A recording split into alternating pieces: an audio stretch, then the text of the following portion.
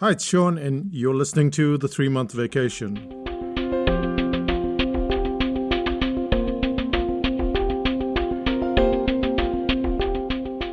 Here's a question. Would you take on the challenge of solving a 1,053-piece puzzle? Why 1,053 pieces, you may ask? It's because someone added 53 pieces from an entirely different jigsaw puzzle, and now all the pieces are in the same box.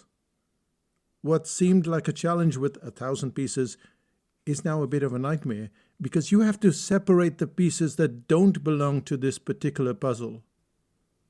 Did you notice what was happening in the example? We took the puzzle analogy and then added some low-level complexity to it. Instead of a 1,000-piece puzzle, we had some unwanted pieces. And suddenly you have this level of curiosity that's built in, but it also takes that concept of a puzzle/challenge and it ramps it up considerably.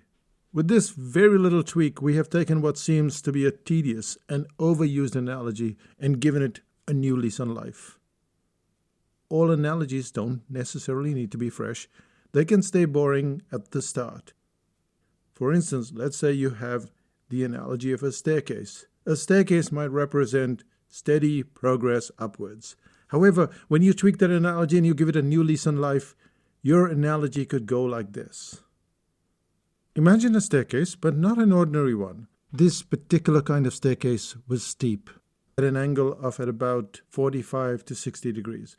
Then, to make matters worse, the stairs were of uneven sizes, some big and some small, and instead of going straight up, they moved around in circles.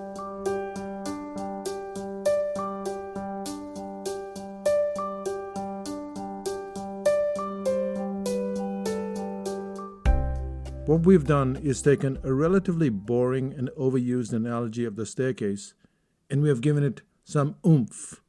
But you also have to be careful that you don't overdo it. Remember, in the staircase, we started out with one that's about 45 to 60 degrees. Then we added uneven sizes, some big, some small. And then we added that was going around in circles instead of straight up. This makes the analogy complicated. You've given the reader or the listener 3 separate things to think of. They're running it in their head, you know. They have to imagine every little bit of it. If you're going to add something, add a few details, but don't overdo it. Does this information seem like a bit of a letdown? You probably thought there was something fancy about how to take a tired analogy and make it much better. All you have to do is add a dollop of madness, just a tiny little bit, and immediately it gets the attention of the reader or the listener. Let's take yet another example so you can see how this is done.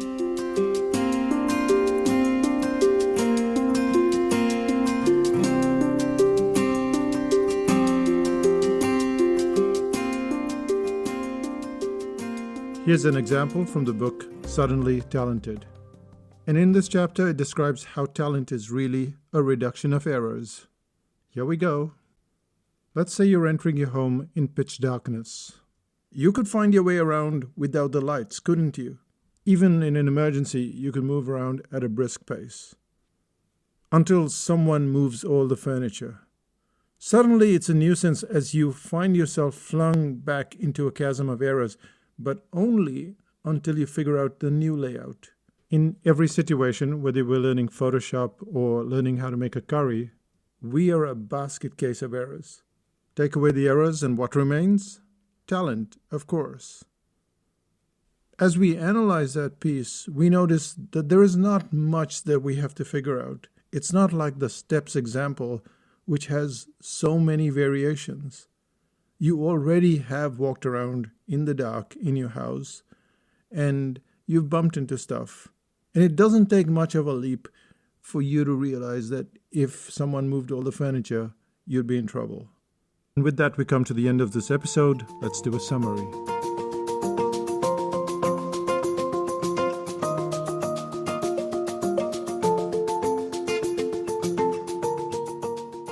In this episode, we ran through 3 separate examples.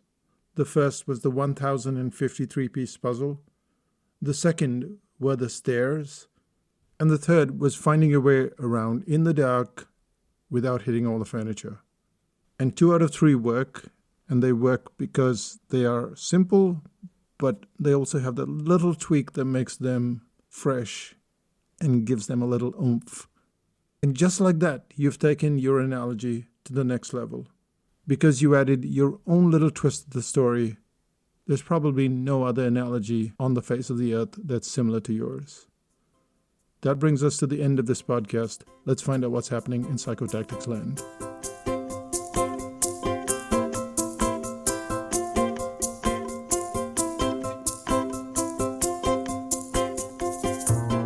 Earlier in this podcast, I mentioned about the book Suddenly Talented, and I think that as we come to the end of this year, this is a really good book to read.